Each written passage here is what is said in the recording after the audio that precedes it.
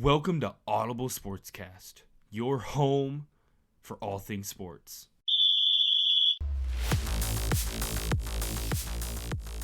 How's it going, everybody? Welcome back to another episode of Audible Sportscast. Brett and Jeff here. How's it going, Brett? Good. Good. We got another week of football done. It's gone. We're a week closer to the Super Bowl. I'm excited for the season, but at the same time, it's going a little too quickly. I need it to slow down. It's not going that quickly, but it feels like it's going. It feels like it's going pretty quickly, which is scary because I'm not ready. But it was, week 2, another exciting round of games. A lot of good games, a lot of bad games. But that's what we're going to get every week. That's what we'll get every year till the end of time, sir.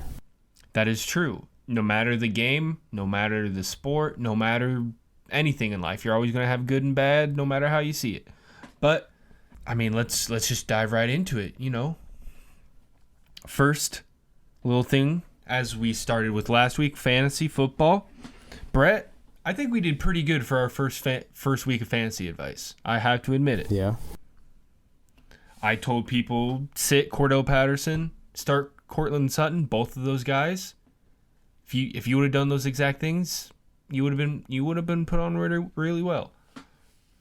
Patterson did have a good game against the Rams. Sutton had it could have been a little better. There was a touchdown that kind of got reversed, but he still had a pretty good game. Same with you. You said Bengals and Rams defenses were must starts. One of those was a must start. Bengals and the Cowboys. I guess, Cooper. One would think. But when you overthink or when you assume, it doesn't always work out. Cooper Rush is a legit NFL starter, it looks like. No, I just think something's wrong with the Bengals right now. But you also told people to sit Tom Brady, and he did not put up any good fantasy numbers. So hopefully you did what we said for the most part. But, hey, it's another week. We got to put in some more. Brett, what do you got for me this week? I think your for sure sit is Jameis Winston. 2 reasons. Okay. Didn't know about his back injury until this week. And well, to be fair, that wasn't released until like Sunday. And I've never been sold on him as fantasy quarterback. I mean, okay. I mean, he's going into, I would say, pretty decent matchup against the Giants, or not the Giants, my bad, the Panthers. But, another divisional game. He is banged up. This could be kind of the territory, put him on the bench, wait and see kind of how he'll play through this injury. I could see it. My must sit for the week is maybe a surprising one, but Clyde's Edward Helaire for the Kansas City Chiefs. He hasn't been getting the carries. He hasn't been, but he's still putting up pretty decent fantasy value when you look at kind of the touchdown aspect, and when you add in PPR, it's not that bad, especially last week. But this is an interesting matchup coming in against the Colts. A lot of people might think, oh, this is going to be in a blowout type of game, but as we're going to talk about a little bit later with the Colts in the AFC South, the Colts have been down a lot of players. If they can, whenever you're out an arguably defensive player of the year type player in Shaquille Leonard, getting someone like him back will be immensely good and helping stop a run game or just a player like CEH. So I think this could be a potential prove-it type game for the Colts, and they're going to come out swinging. Yeah. But on the other side of that, I must start another running back. I have Leonard Fournette. He's been playing pretty good. He had an amazing game against the Cowboys, and the Saints-Bucks games are always going to be a fight. But this week they have the Green Bay Packers, another game that could be really fun. They're without Mike Evans, potentially Chris Godwin, and just that receivers. There's potential receivers that'll start in this game that, they're still trying to figure it out. And as we've seen from the Packers so far this season, it looks like they are able to be ran on. That's why mine goes hand in hand with yours. Well, what do you got? You got to start Aaron Jones. Okay. Only because of them. If they're going to run that dual back setup like they have run all year so far, he pass catches, runs, and I know the Bucs defense is stout, but they can only account for so much. I mean, I agree. I mean, Aaron Jones is kind of in that territory where you have to start him every week, no matter what. Like, I don't think he's someone, unless he's hurt or on a bye, I would put on my bench, to be fair. I mean, there's kind of a lot of questions coming into this week. Who is going to get more of the carries between him and A.J. Dillon? And I think we could be in a year where both of those guys are viable fantasy starters. But, yeah, I agree. Aaron Jones definitely should be someone. It is a tough matchup, and it'll be interesting to see how they play. Because Aaron Rodgers, I mean, that whole Packers offense has kind of came out and say we need to run the ball. And if they're able to run the ball against this good of a defense, then the sky's the limit for the Packers this year. Once they start clicking with those wide receiver options, they could be the team to beat, even with them being completely blown out by the Vikings. But moving on from fantasy, if anyone else has any other fantasy advice, send us a social media, get a hold of us however you can. We're on Twitter, Instagram, all those fun things that are always tagged below. So just, hey, hit us up. Who should you start? Who should you not start? What is fantasy football? We will answer those questions.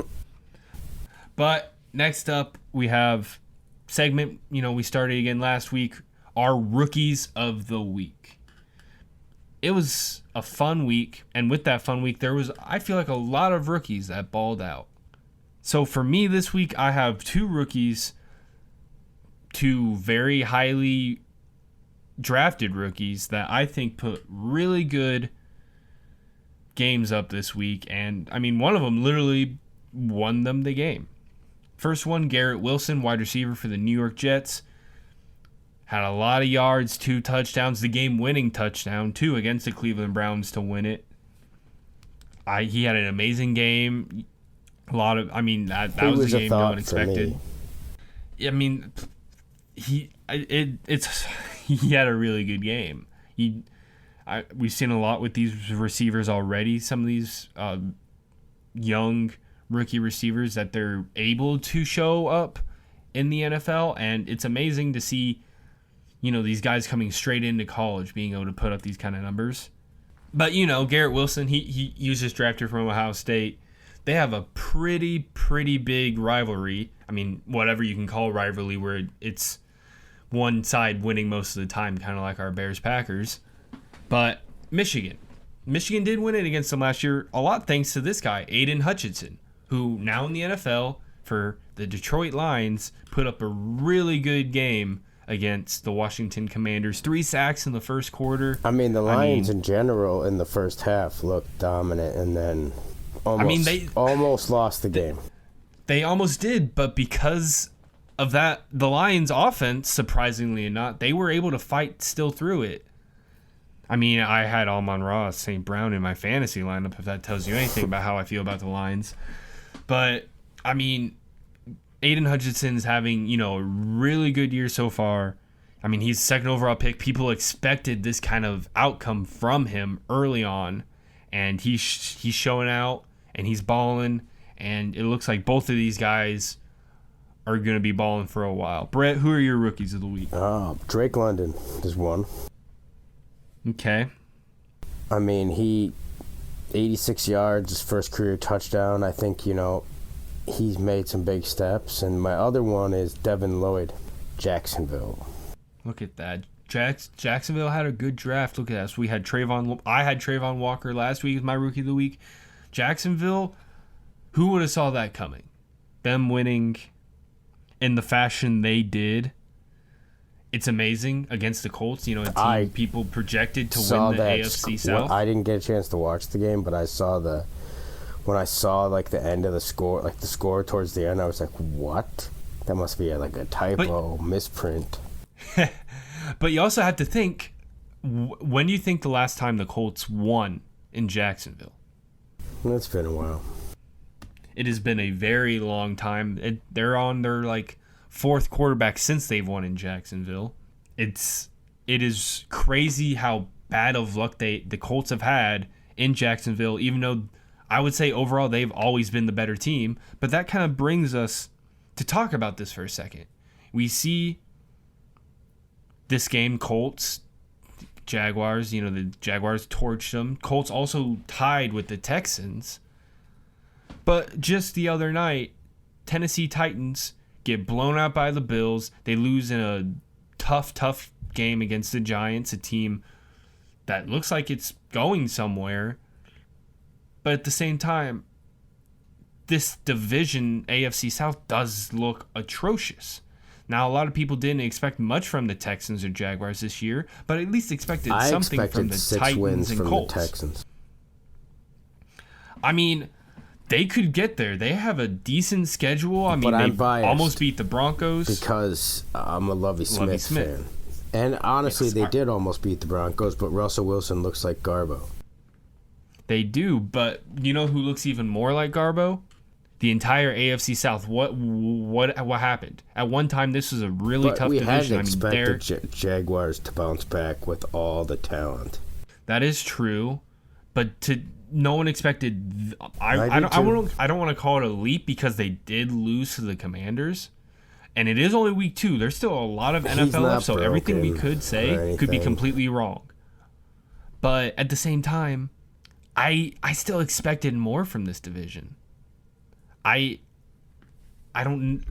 What is wrong? Like Derrick Henry. I mean, obviously that Bills defense is amazing. I don't think he's broken. I mean, there's been years where he has started rough early on and kind of. I mean, he's a lot better in December than in September almost every year, except last year when he didn't even get to play in December. But that's beside the point. But it's just, Ryan Tannehill did not come to play at all against the Bills. Matt Ryan looks like nothing. I mean, I know he's without some of his receivers, but Jonathan Taylor in the backfield, what could be a good offensive line, just nothing is working for them. I expected even Davis Mills to play better than he did. He had several chances to beat that Denver team, and he just looked kind of lost and confused out there in that fourth quarter. Yeah. But enough of the disgusting AFC South. I agree. That is a tough division, and not because they're all good. Who knows? Maybe we could see a situation where, of teams in the past, it takes a team with a losing record to win the division. I love it. I love when divisions are won by teams without a winning record, and they go to the playoffs, and more times than not, because it's only happened 2 or 3 times in my lifetime, they get blown out in the playoffs. Now, on to the NFC South, a topic I'd like to talk about. All right. Does Mike Evans deserve to be suspended a game for that blow on Lattimore? I believe the ejections were proper. I agree. Those ejections were proper. You could argue Tom Brady maybe deserves something, but they're not going to do anything to Tom Brady. I'm not saying he should be ejected, but there should be maybe a fine. I know, but it's the one who started it all. I'm not saying he should be ejected or suspended. Quarterbacks aren't supposed to be touched. I know that's why I'm saying he's not going to get anything, because he's Tom Brady. He's a quarterback. Because where do you draw the line? Leonard Fournette could have been suspended then too. Oh yeah, I mean half of those teams could have been once the brawl started. I don't know. Lattimore is not. Lattimore is not suspended whatsoever. There are fines. To me, if Evans would have led with the crown of his helmet, or it's the fact that not only was he the one who instigated, he came into the situation when he wasn't even in, and drilled him. And he's a big boy. He was blindsided, and not only that, he's a repeat offender. It's not the first time that's happened to him against Marshawn Lattimore. I'm just saying. But Lattimore's not innocent in this situation in general in their career together. So no, but at the same time, I eventually will have a Cortland Finnegan, Andre Johnson incident pretty soon. I mean, they've already had their fair share. I know. But, I mean, do I think a one-game suspension on top of being pretty much ejected for a whole if you're half? Saints fan, you're going to say yes because that turned the tide of the game. No, that's not what turned the tide of the game. It's just Jameis Winston turned that tide of the game. That is true. He had, I mean, both these teams kind of had chances, but those turnovers in the fourth quarter blew it. They had chances. I think it's Red Rocket time, and for the Saints, they need somebody. I always forget that they do have Andy Dalton as their backup quarterback. I would say, but here's the problem though. I have this, not, I wouldn't call it a rule but a rule I feel like that needs to be had in the NFL where only one redheaded quarterback can win in the NFL. And right now, Cooper Rush is already that quarterback. So I don't know if you can have two, especially both in the NFC. That's dangerous. Well, what if we had a Red Rocket versus Red Rocket NFC Championship game? If that happens, betting fans, you better figure something out. I'm not sure what that'll be, but it'll be something wild. That would be and have it in New Orleans where it's all, they're all big into, the voodoo and all that. That would be a sight to see. But I don't think they're gonna. I mean, with if say situation where Jameis Winston gets hurt enough he can't play and Andy Dalton comes in and balls, I think that's really the only way Dalton gets a chance. I don't think they're going to just sit Jameis Winston, especially right now, unless it is an injury situation. I mean, he takes one good sack. He could. So could anybody. Yeah, but he's already got fractured, I know, that is very risky. I mean, what is it? 3 different spots? It's 2 or 3 different spots on, like, the vertebrae, too. Like, I mean, I hope he doesn't get seriously injured. I can't imagine the pain he's going through, but I mean, maybe they should start Andy Dalton over him while he's hurt. Who knows? We'll see. Time will tell. Because I think the defense can carry either quarterback as long as they keep turnovers down. That is not to mention the weapons around him. They were able to run the ball at times against the Bucs, but then they couldn't capitalize on it. Is older and he just can't do the receiving game, and like he used Alvin Kamara.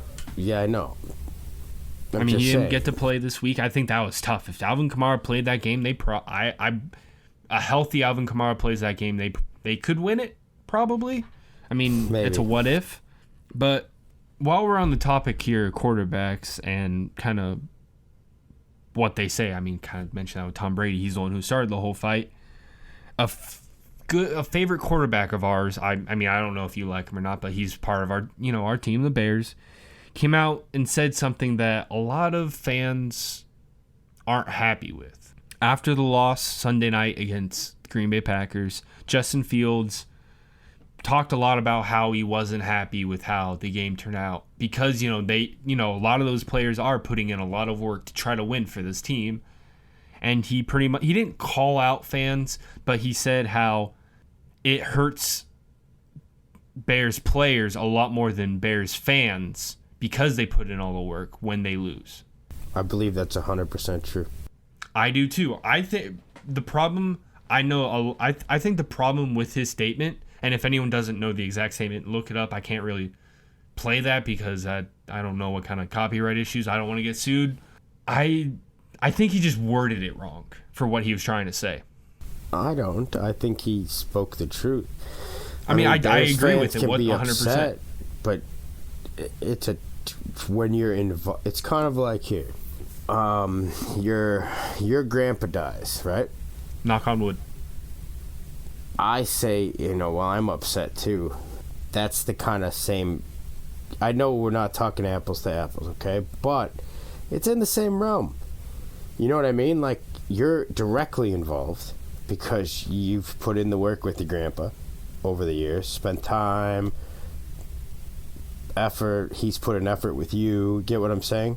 Yeah, I get what you're saying. Where I may have only met him one time, per se. I kind of look at it like something. Maybe it's the bad metaphor, not the right metaphor, but it's similar in the aspect of. No, yeah, I see where you're getting at, and I agreed for the most part. I would say a bad analogy, but I get where it's coming from, and I think the issue a lot of Bears fans or fans in general have with this is because a lot of them feel like they're a part of the team. You know, whenever someone talks about their team, they always say we or stuff, and that makes them feel part of the team. And for them to pretty much, for their starting quarterback, you know, the team captain, to say, hey, you're not part of the team, kind of, I feel like is a part of it, especially when some of these players, you know, spend, especially for Chicago, it's so expensive to go to games. They're spending a lot of money to go to games. And I mean, if you can argue that these kind of are the fans are the people who pay for these contracts, even though the whole financial NFL is completely fans get different. upset when we win and say they're disappointed when we win. That is true. I mean, the amount of the Bears fans. I love the Bears. I am a Bears fan, but I hate Bears fans. All fans are crazy. They are, but I feel like Bears fans. But Bears, I feel like, are even more just because of how super obsessed Chicago sports fans are in general. I think it's a different breed where they're not super crazy like you'll see in Philly, but in Chicago they just take it so hard that they try. It's almost like they try to find any excuse they can. I mean, just keeping an eye on the Bears Packers game, I felt like no matter what the outcome was, they found an excuse. Whether the refs cost them a touchdown, which, I mean, maybe, but still, they were down at that point. The refs, yeah, I know. Or Justin Fields only passed it 11 times. They were running it really well. They should. I'm not gonna lie. If you go by Mike Pereira, and from what I could see, yes, there was no definitive. I mean, it's kind of like how I feel. It was very. I wouldn't. If I wasn't a Bears fan, I would have said no. Because it was not 100% definitive. No, it wasn't. But at the same time, if they would have called it a touchdown, there wouldn't. The game changes. No, I'm saying if they would have called it a touchdown, then went to review it, they probably would have. It would have been the same thing. There's not enough evidence to overturn it. But that's the magical. Correct. That's the magical thing. It's all about what they call it on the field, and why I almost argue if it's really close, they should just call it a touchdown, so you get that ability. One could say if they would have just done a normal quarterback sneak, he would have got in. Trust me, I've had this conversation with a lot of people on the shotgun versus under center. I mean, a lot of shotgun touchdowns on the goal line actually do happen. But enough with the Bears fan talk, because we got to keep it moving. And not to mention, I doubt everyone who, it's Bears. Not everyone wants to hear Bears talk. That is true. They probably get it enough from just every single Bears fan. I mean, that's all we talk about. The Jets fans would love to hear about Joe Flacco, I'm sure, but we're not going to go there. I've always believed Joe Flacco was elite. When people doubted it, I said it. I think he just sometimes. I put him in the category with Smoke and Jay. I agree. He's in that. He has all the potential in the world, the talent. Maybe not the best weapons always, but he made plays and he beat the New England Patriots. So, enough said. In the playoffs, and won a Super Bowl. That's enough said. He's a Super Bowl MVP. What's next on the agenda, sir? All right, we're gonna end it out with our 3 games of the week this week. Last week, we had our 3 games, one of which was the same for both of us. I went 2-1 in my picks. The only, I had my one loss being. I did pick the Saints to beat the Bucks, but I picked the Eagles to beat the Vikings, Dolphins beat the Ravens. Both those things did happen. It took a little Tua magic, but one of which did happen. But Brett, do you know what you went? No, remind me. You went 0 for 3. I know. That's not a single one. You picked the Vikings to win. They got blew out. You picked the Chargers to win. Justin Herbert blew it. And also his ribs. Picked the Bears to win. They got blown out, I should say. But hey, it's a new week. It's week 2. Now it's week 3. We have a whole new slate of games to watch. A whole lot of fun games, some not so fun games. I think we're going to agree on one this week. Potentially. What do you got? We got Packers, Bucks. I do have Packers, Bucks down. Who do you have winning that game? Tampa. Ooh, we're going different on this one. I have Green Bay winning it. I feel like with no Mike Evans, as we talked about, yes, Leonard Fournette could potentially, plus it's Tom Brady, he doesn't need weapons, but I think with the way Green Bay was able to run that ball, puts enough focus on that it allows for Aaron Rodgers, not only he gains another week to try to help himself get acquainted with those wide receivers, but they're not the focus anymore. It's all about that run game. I think that's just enough that's just enough Aaron Rodgers needs to get a win. Or do we see Rashad Perriman start showing something? That is true. But you never know. You never know. Touchdown pass. He did, but that's about it. My other game of the week is Buffalo and Miami. Another one the same. I'm guessing for this one, though, we have the same. I have Buffalo winning. As do I. I love what Miami has done so far. I just don't think until they show me consistency. That is true.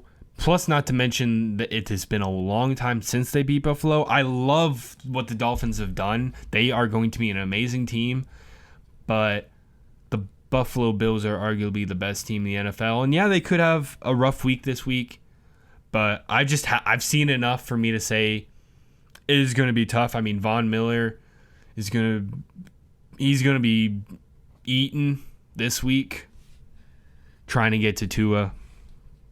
So I have to go with the Bills until I want the Dolphins to prove me wrong, because I want to start picking them. But until that, yeah. I want to. It's going to be a fun game no matter what. Okay, my last game of the week is Detroit at Minnesota. Okay, divisional game. I like it. I'm looking at, when I looked through, you can't pick Kansas City, Indy. I agree. You can't right now. I just think Detroit's showing flashes, and then you got Minnesota who's showing flashes. So I think it should be pretty exciting. But I do have Minnesota winning. I mean, that could be a potentially fun game. We've seen both of these offenses be able to show up, not so much the defenses.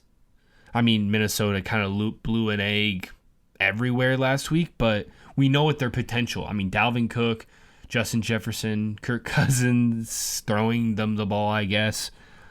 But that could be a fun game offensively. And because I'm not so big on the defenses, let's take a look at what the over-under is on that game, huh? Well, while you're looking that up, what is yours? So, first off, the over-under is 53.5. That's a lot of points. I don't know if I want to bet the over on that one, but that's one to keep in. I would say the over on that one. I'm leaning towards it. Maybe let's see how it goes the rest of the week. If it goes down a little bit, you got to think it's only, I'm not going to say what day of the week we record, but it is early in the week. So that line can change. Hopefully it goes down before it goes up. But my final game of the week, it's a Sunday night game.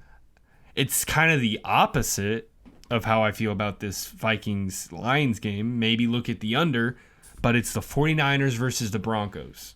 We saw in Russell Wilson's first... There's a lot of talent between the two teams. I agree. I get you. But not to mention,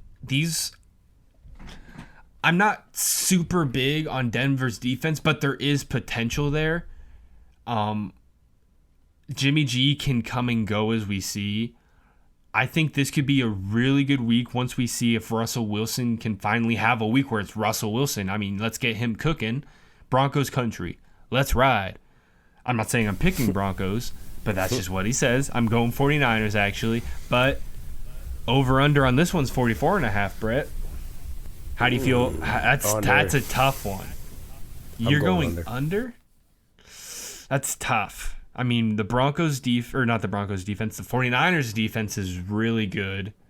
we've seen them not really. I mean, Chicago put a lot of points. They're not a lot of points, but good amount of points on them. 44 is a small number, I feel like. But, yeah, I'm going to go 49ers until I see Russell Wilson actually cook. It's hard for me to go against, but I think it's going to be a fun game. But not in the way that fun games are normally. I'm a big guy on looking at these defensive kind of shootouts. So it'll be, I think it's going to be a fun game in that. You know, a game where there could be potentially a lot of running. I don't know why Javonte Williams isn't as a key to that Broncos offense as he should be. I mean, he's looked really good. There's a lot of questions on the Broncos offense. So offense, defense, special teams, fans, there's a lot of questions in general for Broncos country. They're not riding. But that's what I got. Hopefully, that's all I got too this week, but I'm gonna have some over and unders for next week as well. Ooh, I can't wait to see it. I hope let's give the people what they want, some locks to bet on, so everybody wins some money. If you bet, hey, be responsible with your gambling. This isn't a gambling site. All the yada yada. We do not condone gambling in any way, shape, or form. If you live in a state that does not condone betting, don't gamble. Do not put a VPN into your phone to change your location so you can. But that's it. Besides all the points, that's all we got for you this week. Make sure to like, comment, subscribe. All the feedback. If you want to follow us on anything else, all of our socials are always. And gamble responsible, everyone. Take it easy. That's enough for the gambling. We don't stop it, Brett. But yeah.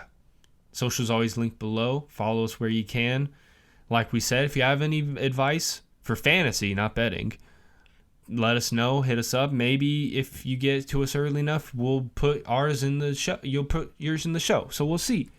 Have a good week, everybody. Later. Thanks for listening to Audible Sportscast, your home for all things sports.